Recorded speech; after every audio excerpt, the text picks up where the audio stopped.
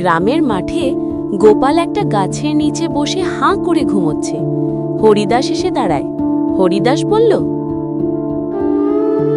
আরে গোপাল, দিন দুপুরে গাছের নিচে ঘুমোচ্ছিস, কাজকর্ম কিছু করবি না? কাজ করব কেন? মাথা তো আছে, মাথায় দিয়ে সব কাম হবে। মাথা দিয়ে কাম কি হবে?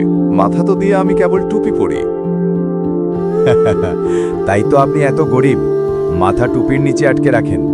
আমি কিন্তু বুদ্ধি খাটাই। তাই নাকি? আচ্ছা, তোর বুদ্ধির দাম কত রে? আমার বুদ্ধির দাম 1 টাকা না, 100 টাকা। 100 টাকা? বুদ্ধির আবার দাম হয় নাকি? অবশ্যই হয়। আপনি যদি চান আমি আপনাকে আমার বুদ্ধি বিক্রি করে দিতে পারি। তাই নাকি? আচ্ছা, বিক্রি কর, দেখি কেমন বুদ্ধি তোর। ঠিক আছে, আগে 100 টাকা দিন। নে, দিলাম 100 টাকা। এবার বল বুদ্ধিটা কি? গোপাল তখনই চালাকি করে বলল, আপনি যখন কারো সাথে লেনদেন করবেন আগে দাম ঠিক করে নেবেন, পরে নয়। হরিদাস গোপালের কথা শুনে বলল, এই আবার কি বুদ্ধি? এটা তো সবাই জানে। তখন গোপাল বলল, তাই নাকি? তাহলে আমিও তো আগেই দাম ঠিক করেছি। বুদ্ধির দাম 100 টাকা। এখন ফেরত চাইবেন না, কারণ আপনি বুদ্ধি কিনে ফেলেছেন।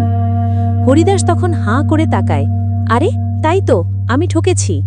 তখনই গোপাল হাসতে হাসতে বলল, বুদ্ধিটি শিখেছেন, এখন থেকে আর কেউ আপনাকে ঠকাতে পারবে না।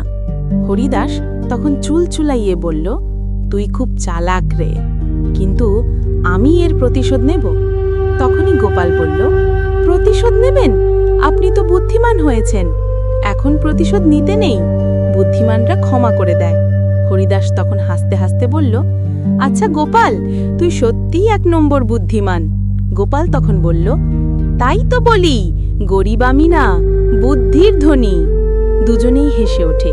গোপাল আবার গাছের নিচে বসে চোখ বন্ধ করে বলে, হরিদাস বাবু, আমি এখন একটু গাছের নিচে ঘুমাই। বুদ্ধির দাম অনেক পরিশ্রমের। কতক্ষণ পরে হরিদাস চলে যায়, আর গোপাল পকেট থেকে টাকা বের করে গুনতে গুনতে গুনগুন করে গান গায়। ঘরেতে চলে যায়।